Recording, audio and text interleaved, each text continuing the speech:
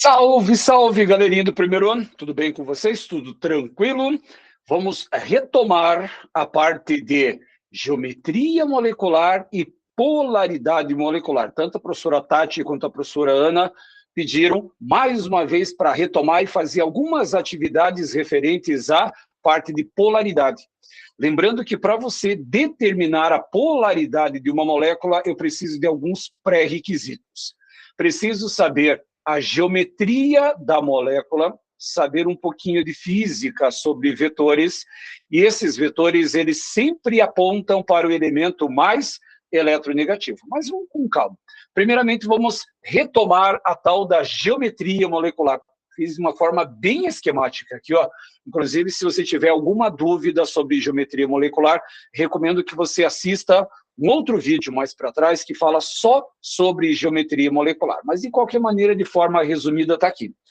Toda vez que você tiver uma molécula biatômica, só tem 2 átomos, ela só pode ser linear. Só pode ser linear. Porque entre 2 pontas só pode existir uma reta. Agora, se a sua molécula for triatômica, tiver 3 átomos, aí vai depender do átomo central. Se esse átomo central não tiver elétrons livres, ela vai ser linear. E como é que é uma molécula linear? Coloca o átomo central e cada uma nas pontas, mas tem que formar uma linha. Tem que formar uma linha. Agora, se o seu átomo central tiver elétrons livres, aí a molécula vai ser angular. Moléculas tetraatômicas, que têm 4 átomos. Se o seu átomo central não tiver elétrons livres, ela é trigonal. Agora, se ela tiver com elétrons livres, ela vai ser piramidal. Assim funciona. E moléculas pentatômicas, elas são sempre tetraédricas, desde que o meu átomo central não tenha elétrons livres. Essa é a geometria. Porém, também vou colocar aqui embaixo que os elementos mais eletronegativos da tabela, flúor, oxigênio, nitrogênio, cloro, bromo, iodo, enxofre, carbono, fósforo e hidrogênio.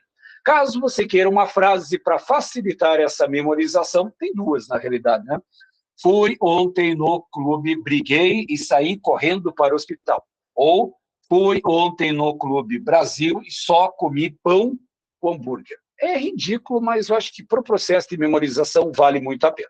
Então, o que eu coloquei aqui no quadro? Um exercício para vocês determinarem, coloquei 6 moléculas. Então, a gente vai fazer geometria e polaridade para 6 moléculas distintas. Preparados?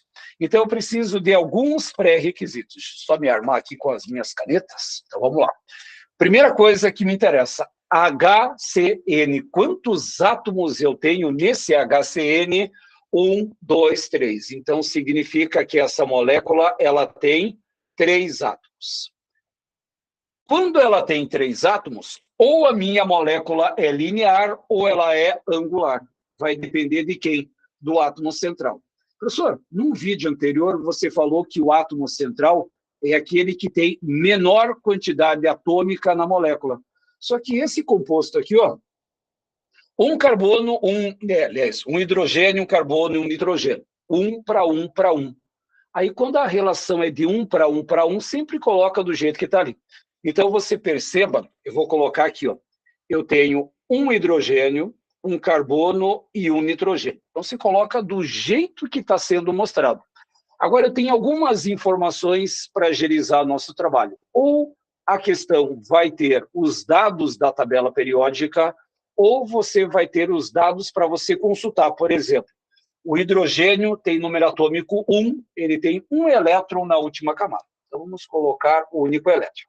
O carbono, ele está lá na família 4A. Então, significa que esse carbono ele tem 4 elétrons na última camada, e o nitrogênio ele está lá na família 5A. Aí você se preocupa assim, professor, mas e se a professora não me der a tabela periódica? Aí ele vai te dar ou o número atômico, 1, 6 e 7, aí você vai fazer a distribuição eletrônica e vai descobrir quantos elétrons ele tem na última camada. Então, só repetindo. Hidrogênio, número atômico 1, 1s1, um elétron na última camada. Carbono, número atômico 6, 1s2, 2s2, 2p2. A última camada tem 4 elétrons, já distribuiu os 4 elétrons. Nitrogênio, número atômico 7, 1s2, 2s2, 2p3, 5 na última camada. E agora acontece a magia das ligações. Então, perceba que eu faço a primeira ligação, vou fazer a segunda, vou fazer a terceira e vou fazer a quarta ligação. Dá uma olhadinha em todos os elementos aí. 1, 2, 3, 4, 5, 6, 7 e 8 está estável. 1, 2, 3, 4, 5, 6, 7 e 8 está estável. E nunca esqueça que o H só fica estável com 2 elétrons. E ele está estável com 2 elétrons. Agora entra essa parte da matéria sobre a geometria. Qual é a geometria de uma molécula que tem 3 átomos? Aí você vai olhar lá o átomo central. Qual que é a geometria de uma molécula que tem 3 átomos e o átomo central não tem nenhum elétron livre? A molécula ela vai ser linear. Linear. Tá, professor, e como é que eu vou representar essa molécula no espaço? Essa molécula vai ser na própria linha. Então, vou ter H, C e uma tripla ligação com o nitrogênio. Essa é a representação espacial do ácido cianídrico. Tá, e agora como é que eu vou saber se essa molécula é polar ou apolar? Agora é que entram os vetores. Só que esses vetores dependem da diferença de eletronegatividade. Então, olha só. Na primeira ligação entre H e C, o carbono está aqui, o H está aqui. Quem que é o mais eletronegativo? O mais eletronegativo é o carbono. Portanto, o vetor aponta para o carbono. Agora, entre carbono e nitrogênio, quem que é o mais eletronegativo? O nitrogênio está aqui e o carbono está aqui. Quem é o mais eletronegativo é o nitrogênio. Agora, vamos precisar um pouquinho de física. Repare que eu tenho uma força empurrando o carbono para cá e o nitrogênio puxando para cá. Movimento ou não movimento o átomo central? Movimenta. Se você tem alguém empurrando o carbono para cá e alguém está puxando o carbono para cá, é óbvio que ele vai se movimentar. E aí o que acontece? O nosso vetor dipolar, ele é diferente de zero. E se o vetor dipolar é diferente de zero, significa que a minha molécula vai ser polar. Então, repare, tem bastante coisa para entender. Ligação química, aí você verifica a geometria da cadeia e tem que colocar nos desenhinhos certinhos. Já deixei tudo aqui, ó. Linear, angular, trigonal, piramidal e a molécula tetraédrica. Mas quando as moléculas forem triatômicas e tetratômica sempre dá um pouco mais de trabalho. Vamos lá. Vamos fazer um outro exemplo. Vamos pegar agora H2S. Quantos átomos existem no H2S? Repare que eu tenho 2 com mais 1, eu tenho 3 átomos. Eu tenho 3 átomos na molécula do H2S. Tá, se tem 3 átomos, ou vai ser linear ou vai ser angular. Vai depender de quem? Do átomo central. Então, vamos colocar aqui, opa, tá aqui, vamos colocar o enxofre e vamos colocar um H para cada um dos lados. Novamente, vou fazer uma colinha aqui, ó. O hidrogênio, ele tem um elétron na última camada e cada átomo de enxofre tem 6 elétrons na última camada. Professor, eu vou ter que decorar isso? Não, você vai ter distribuição eletrônica para fazer, ou então até mesmo a própria questão fala assim, sabendo que o enxofre tem 6 elétrons na última camada, determina o que vai acontecer. Então, vamos lá. Vou fazer a primeira ligação química com H, vou fazer a segunda ligação química com H, cada um dos átomos de hidrogênio está estável, e aí você olha o átomo central. Repare que eu tenho 4 elétrons que não participam das ligações. Esses elétrons que não participam são chamados de elétrons livres, e quando a molécula tiver esses elétrons livres, ela vai ser dita angular. Então, a molécula do H2S é uma molécula angular. E aí, como é que eu vou representar essa substância no espaço? Você vai colocar um S aqui, uma ligação para cá, uma ligação para cá. Aí se coloca os dois hidrogênios aí. Pronto. Isso é uma molécula angular. S com os dois Hs. Aqui embaixo, o S está aqui e o H está aqui. Quem que é o mais eletronegativo? Nós vamos ter como maior eletronegatividade o enxofre. Eu tenho dois vetores. Eu tenho uma força empurrando para cá e uma força empurrando para cá. Na hora que essas duas forças se juntam, vai para cima. E quando você consegue ter um vetor resultante, significa que esse vetor resultante é diferente de zero e essa molécula também é dita polar. Toda vez que você conseguir movimentar o átomo central, a molécula é dita polar. Terceiro exemplo. Vamos imaginar que você tenha o sulfeto de carbono. Qual vai ser a polaridade do sulfeto de carbono? Vamos lá. Primeira situação que você tem. 2 com mais 1, eu tenho quantos átomos na estrutura? 3 átomos. Então, são 3 átomos que aparecem. Com 3 átomos, quais são as duas possibilidades geométricas? Ou é linear ou é angular. Vai depender de quem? Do átomo central. Então, vamos lá. O nosso átomo central é o carbono. Então, vou colocar um carbono aqui, um enxofre aqui e mais um enxofre aqui. Vou fazer uma colinha aqui, gente. Ó. O carbono a gente já fez nesse exemplo anterior. Ele tem quantos elétrons na última camada? 4. Então, vamos colocar os 4 elétrons aqui. Esse S também já vou fazer uma colinha. Ó. Repare que o enxofre ele tem 6 elétrons na última camada. Então, vamos colocar os 6 elétrons em volta.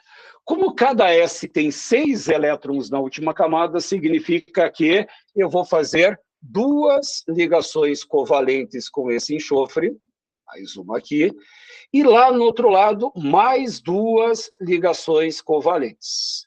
Pronto. Aí a minha molécula já está devidamente montada em termos de ligações. Só que você vai olhar quem?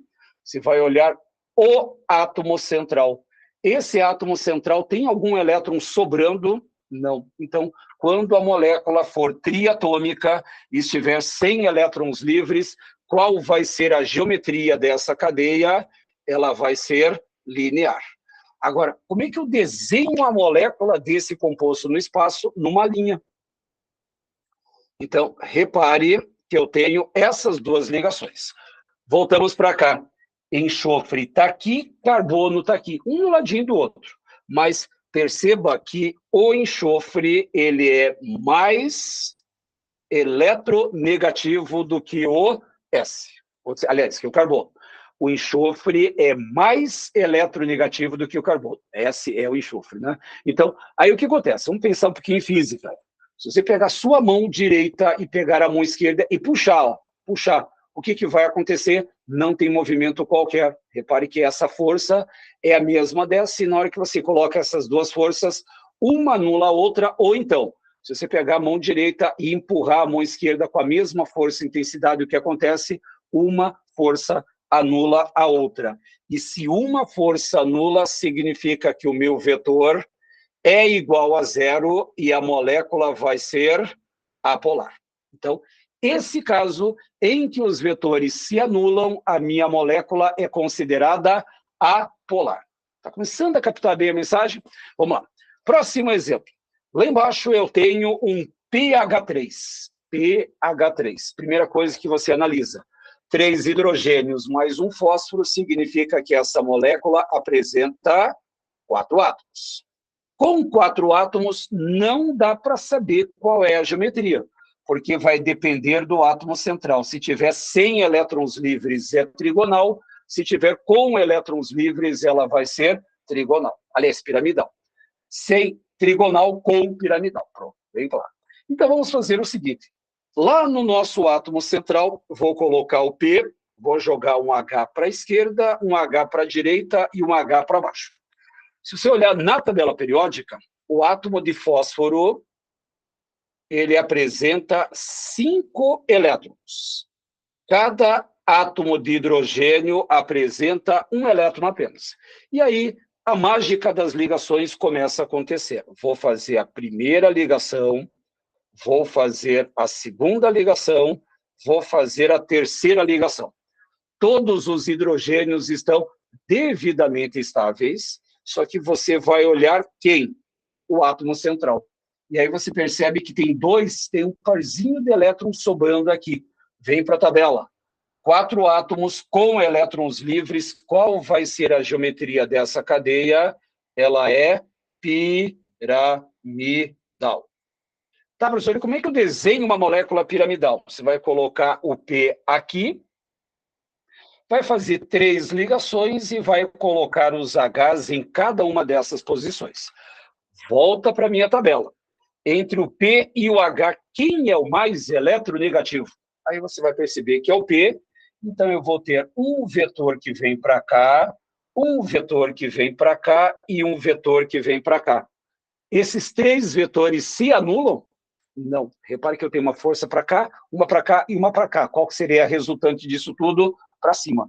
Então, como eu tenho uma movimentação, significa que o nosso vetor ele é diferente de zero e a nossa molécula vai ser polar. Então, quando o vetor, eles não se anulam, a molécula é polar. Bom, resolve. Agora, vamos pegar algumas molezas pela frente. A HCl, primeira coisa que você analisa, só tem 2 átomos. Se só tem 2 átomos, significa que ela só pode ser uma molécula linear. Ela é uma molécula linear. E como é que você representaria a molécula linear? Mas só para ilustrar, o hidrogênio, vou colocar aqui o nosso átomo de cloro, só colocar os elétrons aqui, pintadinho da mesma cor. O hidrogênio tem 1, e cada um dos átomos de cloro tem 6 elétrons. Então, você vai lá, faz a ligação covalente entre o H e o Cl. Obviamente, a molécula ela é linear. Linear. Só pode ser uma molécula linear. E entre o H e o cloro, quem é o mais eletronegativo? O mais eletronegativo é o cloro. E repare que tem uma força puxando para cá.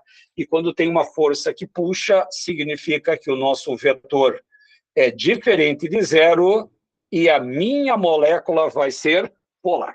Então, essa é a história do HCl, uma molécula polar. E aí, para fechar essa revisão, que mais é um exercício para você treinar, CH4. Primeiro, um carbono com 4 hidrogênios, isso aqui vai me dar 5 átomos. 5 átomos.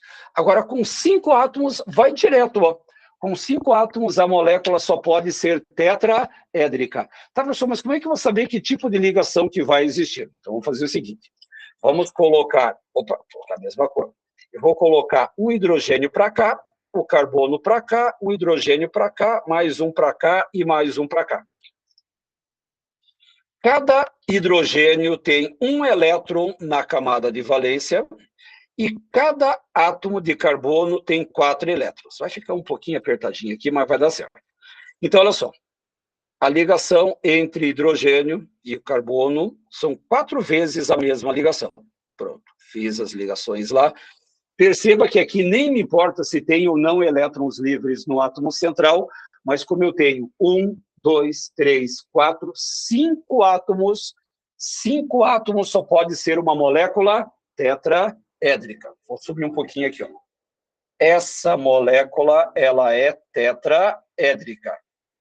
E como é que eu vou saber se essa molécula ela é polar ou não? Então, você vai fazer assim, ó. Vai fazer a ligação do carbono com os seus hidrogênios. Seria mais ou menos esse sistema. Só que aqui tem que tomar um cuidado, gente. Na hora que você vai fazer uma molécula tetraédrica e piramidal, elas são espaciais. Espaciais. E aí o que acontece? Vamos voltar para cá. Entre o carbono e o hidrogênio, quem que é o mais eletronegativo? Aí você percebe que o mais eletronegativo é o carbono. Aí você tem esses vetores e esses vetores. Aí você pensa assim, professor, tem 3 vetores empurrando o carbono para cima e só tem um para baixo, aliás, empurrando para cima e um empurrando para baixo. Aí o que acontece? Só que essa molécula tetraédrica, ela não é no plano. A molécula tetraédrica seria mais ou menos esse formato aqui, ó. Ou seja, ela tem esse formato espacial. Se você pegar esse vetor, mais esse vetor e mais esse vetor, você vai ter um resultante para cima, e como você tem um de cima para baixo, repare, eu estou fazendo força entre os meus dedos e as forças se anulam. Portanto, se as forças se anulam, significa que o meu vetor resultante é igual a zero e a minha molécula vai ser apolar. Então, duas situações importantes para você determinar polaridade de uma molécula. Dois fatores importantes. Na hora que todos os vetores se anulam, eu vou ter uma molécula apolar. Inclusive, vou só sair um pouquinho daqui, ó. Se caso você queira tirar um print de tela para você ter aí uma ficha de estudos, eu acho até interessante. Então, dá uma parada aí no vídeo, dá um print de tela aí, você consegue ter um bom resuminho sobre geometria e a parte das ligações, bem como polaridade, se a molécula é polar ou apolar. Só que, detalhe, precisa manjar dessa parte de geometria, precisa ter os dados importantes sobre tabela periódica, e na hora que você for determinar os vetores, é aí que vem a sacada. Se os vetores se anularem, ou no centro, ou nas laterais, e se a soma de todos os vetores for nula, apolar. Se a soma dos vetores não for nula, ela é polar. Então, para essa semana, fiz uma parte de exercícios envolvendo geometria e polaridade para você dominar bem esse assunto aí. Gente, uma ótima semana, um bom estudo a respeito desse assunto, porque ele é importante para o seu avanço dentro dessa fantástica disciplina que é a química. Gente, um grande abraço e até a semana que vem na nossa próxima revisão. Tchau, gente, se cuidem.